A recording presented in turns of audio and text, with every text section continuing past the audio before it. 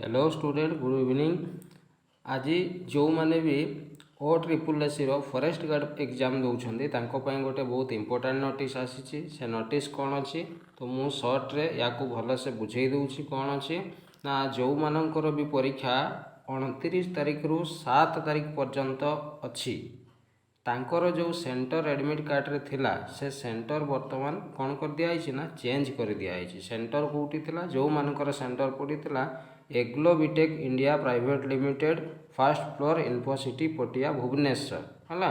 तो ये जो मानकर सेंटर थिला से सेंटर वर्तमान परिवर्तन बा चेंज कर दिया ताकू कौटी नहीं कि कराई नुआ सेंटर ना कोसी कैंपस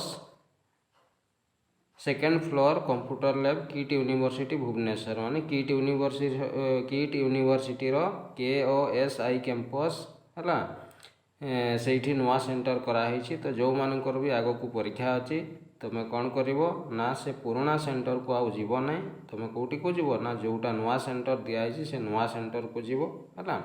यहाँ पिला माने मन रख समस्त पिलांको एटा नुहे केवल जो मानकर इग्लो बीटेक इंडिया प्राइवेट लिमिटेड रे जो मानकर सेंटर थिला केवल से पिला मानकर ही ये नोटिस टी ओके। तो जो मानकर भी से सेंटर थिला सबू पिलांको एटा निहाती जनईदेव है। तो वीडियो शेयर करके समस्त को जनईदेवा उचित है। तो ये थिला आज इम्पोर्टेंट नोटिस तो मुझे जनईदेली समस्ते वीडियो टी को शेयर करंतु ओके थैंक यू।